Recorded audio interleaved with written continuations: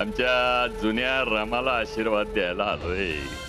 अरे देवा, तुम्ही तर पुरा काय पालट केलाय.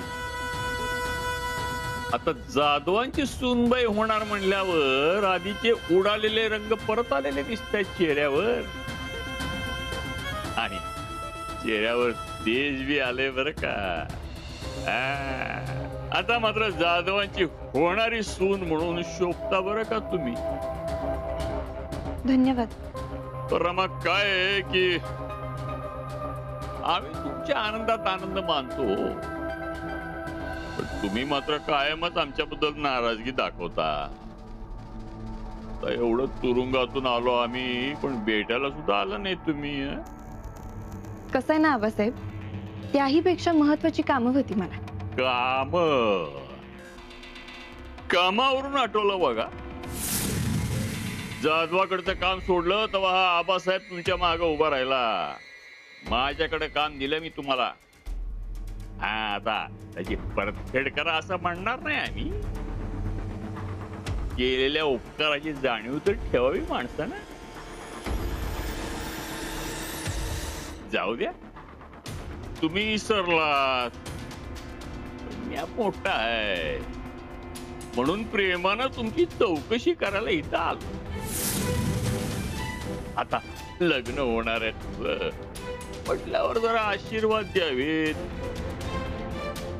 तुझं आता इथलं रोजगार केंद्रातलं काम कसं सुरू आहे त्याची चौकशी करावी. लग्नासाठी काही मदत वगैरे लागली तर विचारावं म्हणून आलो मी. आबासाहेब, तुम्ही एवढी आपुलकी दाखवली त्याबद्दल खरंच मनापासून आभार.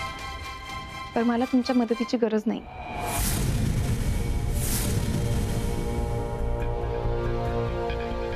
नवसाईच्या कृपेने मला समज काही मिळते, त्यामुळे तुम्ही खरंच माझ्यासाठी काही बी करू नका. फार लवकर माज दाखवता तुम्ही. मी काय ते प्रतापराव काय एवढ्या गुरमीत राहतात तेच कळत नाही. आबासाहेब, हे बघा, आशीर्वादाच्या नावाखाली हे असं ऐकून दाखवणार असाल ना तर काही बी ऐकून घेणार नाही मी.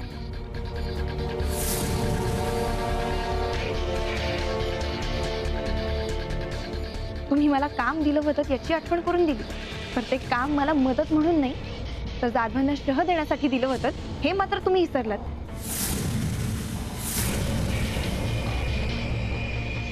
जाधवांवर सूड उगवण्याची एक बी संधी तुम्ही सोडत नाही हे अख्ख्या गावाला माहिती. तुम्ही त्यांचे हाडवैरी आहात ना. अहो, ही गोष्ट आम्ही किती बी विसरायचा प्रयत्न केला नव्ह तर मी प्रत्येक वेळेस काही ना काहीतरी कारस्थान करून तुम्हीच ती आम्हाला आठवण करून देता. मग असं कसं विसरायचं मी? हो, बागच्या गोष्टी तर जाऊच द्या, पण छोटे मालक जेव्हा घराबाहेर राहत होते तेव्हा तुम्ही त्यांचा केलेला अपमान कसा विसरू मी? त्यानंतर छोट्या मालकांना मारण्याचा प्रयत्न केला तुम्ही.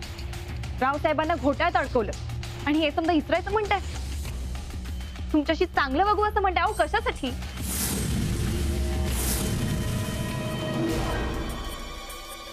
आम्ही तुमच्याशी कसं वागायचं हे तुमच्याच हातात.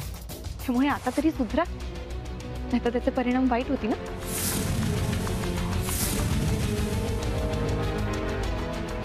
या आता तू जातो, पण एक गोष्ट सांगून ठेवतो तुम्हाला. तुमच्या घरात आम्ही एक विषवल्ली पेरून ठेवली. जाधवांच्या घराला कशी खाऊन टाकते तेच बघा.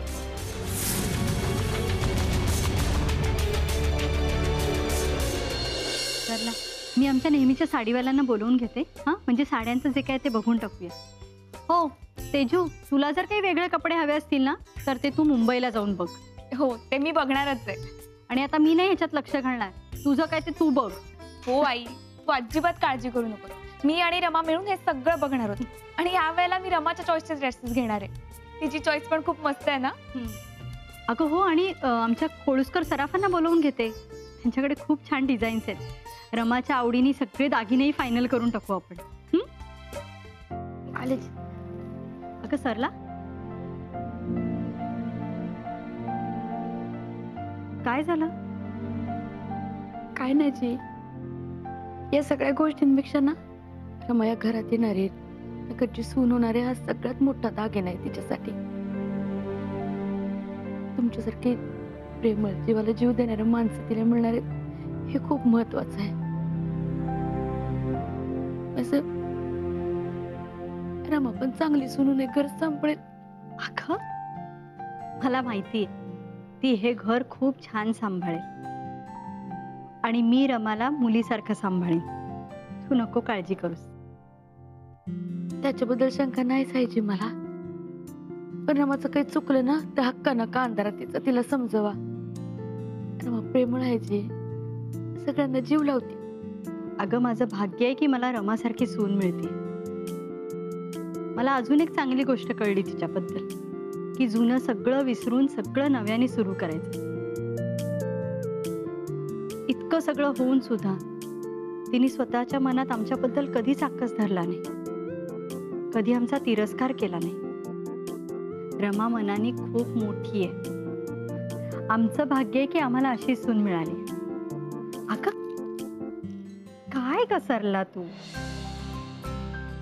अरे अरे ही खूपच मोठी इमोशनल मोमेंट आहे. लेट मी कॅप्चर दिस. अगं काय तेजू तू? हसा, इकडे बघा.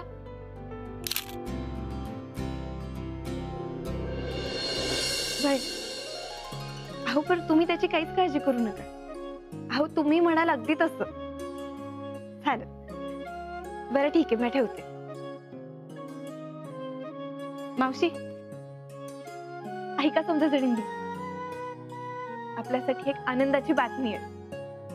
आपल्याला फार मोठी ऑर्डर मिळाली, तेव्हा समजा जणांनी कंबर कसून कामाला लागवल.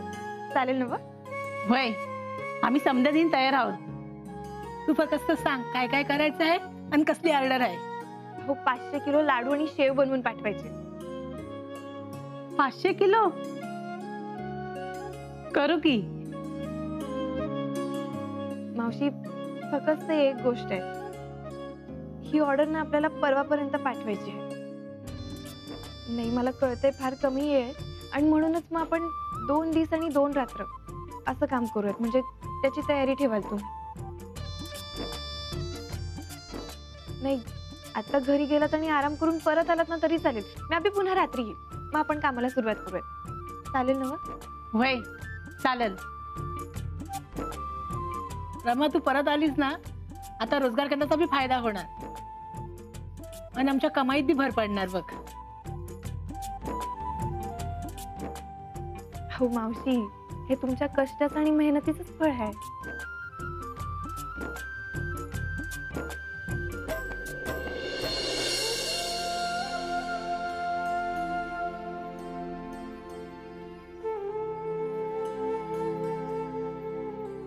प्रताप हे बघ. बोल. अरे त्या फाईल मधनं डोकं जरा बाहेर काढतोस का? प्रताप तू पण आजकाल खूप बिझी झालायस का? हा असं म्हणू शकतेस तू. लग्नाआधी सगळी कामं करून घेतोय, नंतर वेळ नाही ना मिळणार, म्हणून आत्ताच आटपून घेतोय. लग्न आधी ही आटपून घे काम, पण लग्नाच्या कामांचं काय? ती तयारी कधी करणार आहेस? प्रताप अरे हसण्यावरी काय नेतोयस तू? लग्नाची तयारी लग्नानंतर करून नाही चालत रे. प्रताप ती फाईल आधी बाजूला ठेव बरं. बर बोल. बरं हे बघ, ही लिस्ट बघ. हे बघ, ह्याच्यामध्ये मी सगळी कामं लिहून काढली हे बरं केलंस. आणि ती कामं कोणी करायची ते सुद्धा लिहिले. हे तर आणखीन बरं केलंस. आणि ती कामं किती वेळात पूर्ण करायची ते पण लिहिलंय. आणि ती कामं तेव्हाच पूर्ण झाली पाहिजेत. काय कसं आहे ना प्रताप, ही सगळी कामं वेळेत पूर्ण झाली ना की मग नंतर घाई होणार नाही रे. हो आणि रावसाहेबांना काही सांगायला नको, ते ऑलरेडी खूप बिझी आहेत. हो आई, मी सगळी कामं पार पडेन. हो तुझा आता उत्साह डबल झाला असेल ना. पण खरं सांगू प्रताप, कधी एकदा तुमचं लग्न होतंय आणि रमा या घरामध्ये सून म्हणून येते ना, याची वाट बघते मी.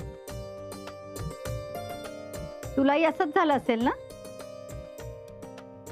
चला बसून राहू नकोस, यादीतली कामं करायला सुरुवात कर. काय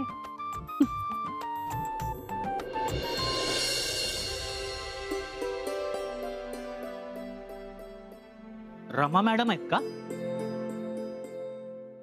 त्यात आता काय तू पण ये ना, केव्हाची वाट बघत होते तुझी. बोला.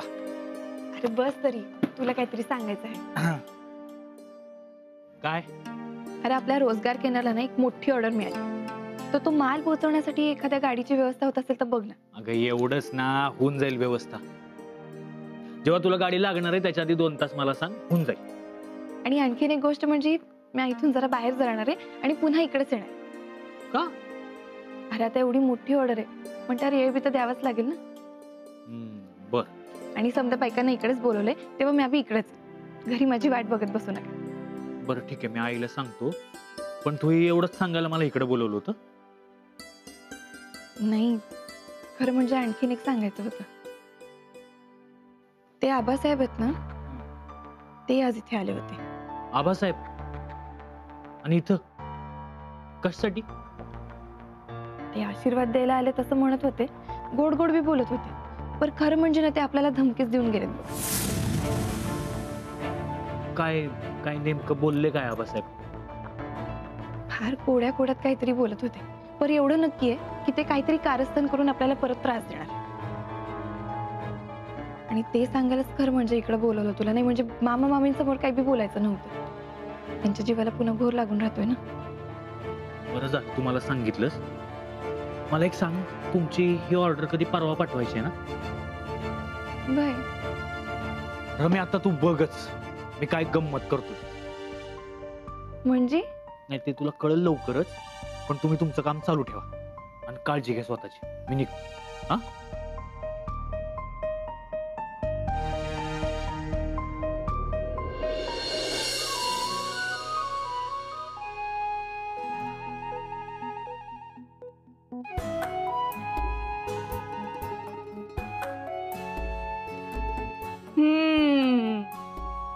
काय हो?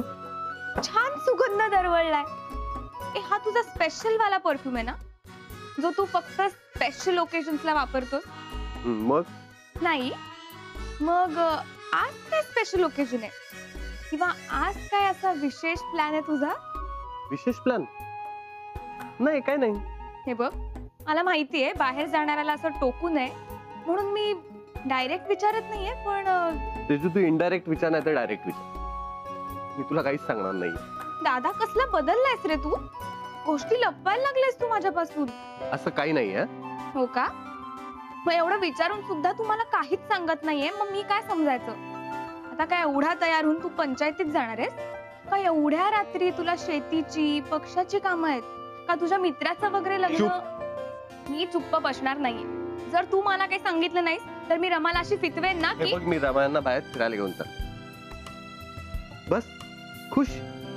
ओहो हो, तरीच एवढ्या परफ्यूमनी आंघोळ केली आहेस तू. आणि हा शर्ट तिने दिलेला दिसतोय. तुम्हाला उशीर होतोय, मी जातो. 1 मिनिट थांब. अरे थोडा वेळ घरच्यांना पण द्या. हो देतो. आता तू आशासोबत बोलत बस. मी येतो. काय रे दादा? बर ठीक आहे, तू जाऊ शकतोस, पण तुला तुझ्या डेटच्या सगळ्या अपडेट्स मला द्यायला लागतील. हो बाई, देतो. येऊ? जा. अहो अपडेट म्हणजे आता लईच मोठी बातमी आणली मी आबासाहेब. अरे वा वा वा वा वा, रावसाहेबाच्या वाड्यावर ठेवलेले बालदार कामाला लागले म्हणायचे. अहो म्हणजे काय, काम एकदम तमाम करून टाकू आपण आता. वार माझ्या पट्ट्या. नाही आबासाहेब, माझं ना तर आता डोकंच फिरलं. म्हणून खबर मिळाली तसं तडक तुमच्याकडे आलो. काय नाही, सगळ्यात माझ्या बहिणीला विनाकारण गोवलं जाते, तिला फसवलं जाते. काय झालं राजकुमार? ये ना, नको काळजी करू. रावसाहेबांनी ते लोकांच्या भल्यासाठी जे रोजगार केंद्र उभारलंय ना, त्या सगळ्याची जबाबदारी त्यांनी दिली रामावर. पण मला खबर मिळाली की रावसाहेब त्या रोजगार केंद्रातून जे वस्तू पाठवतात त्याच्याबरोबर कसल्या तरी मालाची तस्करी सुद्धा करतात. कसली तस्करी करतोय तू? आता ते सगळं काय पाठवतात ते आपल्याला काय माहित नाही, पण माझी बहीण अडकलो यात. अरे मी आहे की. तर मला सांग, जी खबर येते एकदम पक्की आहे. रावसाहेब रोजगार केंद्राचा वापर इथून कसल्या तरी मालाची तस्करी करण्यासाठी करतात. वाटलंच होतं मला. तो रावसाहेब कसलं एवढं उदार मनाने काम करतोय. आणि आबासाहेब, अजून एक खबर आहे माझ्याकडे. उद्याच रोजगार केंद्रात एक मोठी ऑर्डर जाणार आणि त्या वस्तूंबरोबर त्या मालाची तस्करी सुद्धा होणार आहे मोठ्या प्रमाणात. हे जसं मला समजलं तसं म्हटलं आधी तुम्हाला जाऊन सांगा. फार मोठी बातमी दिली तुम्ही. तर बघा त्या रावसाहेबाची कशी वाट लावतो. असंच काम करत जा. हा. तुझ्यामुळं लय मोठी खबर आम्हाला मिळाली. पण आबासाहेब ते काय असं म्हणजे कोरडच कौतुक करणार का तुम्ही? अरे मी तुम्हाला सज्जन समजत होतो की. नोटा कोणाला लोक असतात नाही का? पैशाची काळजी करू नको. हे घे. रोज नवी खबर आम्हाला मिळाली पाहिजे. त्या रावसाहेबाची पळता भुई थोडी करायची आम्हाला. पळताभुई कोणाचे होते ते आता पाहू आबासाहेब देशमुख. चला येतो आबासाहेब. हा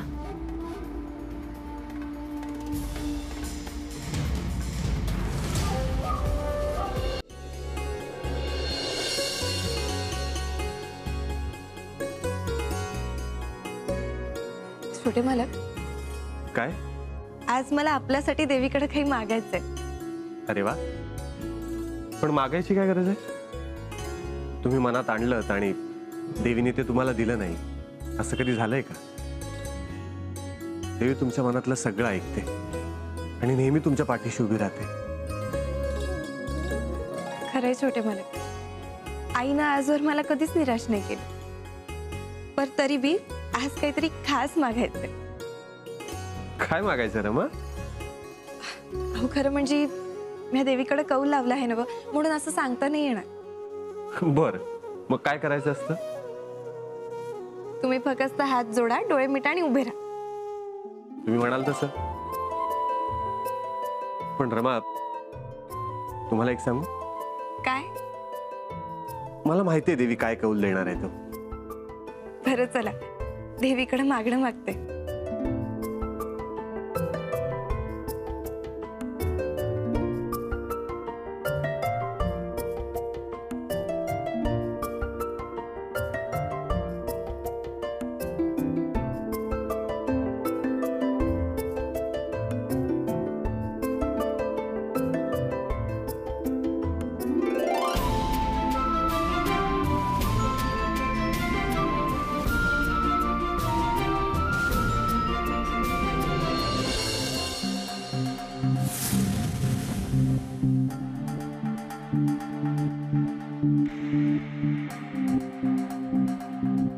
हे काय झालं?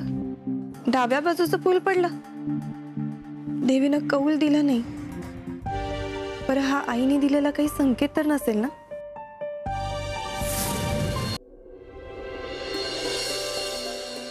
अगं हो, किती घाई करते. हे बघ मामी, काय नाही.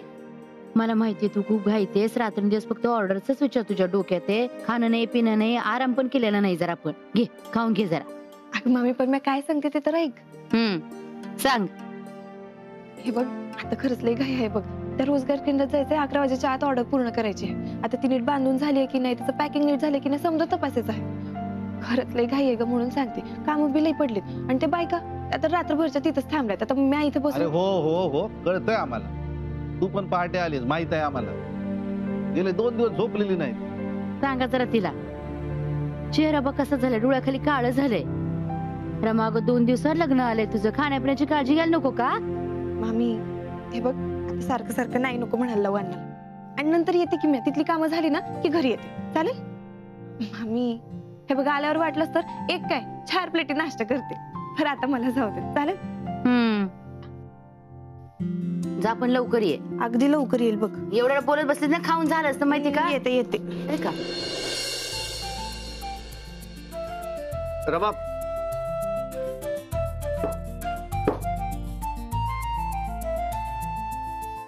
काय छोटे मला निघाला? भाई ठीक आहे, मी चेंज करून येतो, मग तुम्हाला सोडतो.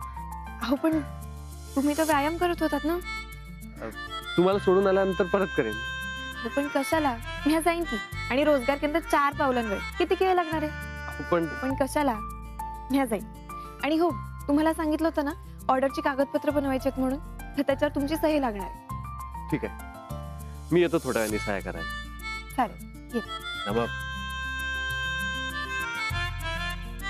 खरंच निघालात तुम्ही? थोडा वेळ थांबा ना. छोटे मला घेते.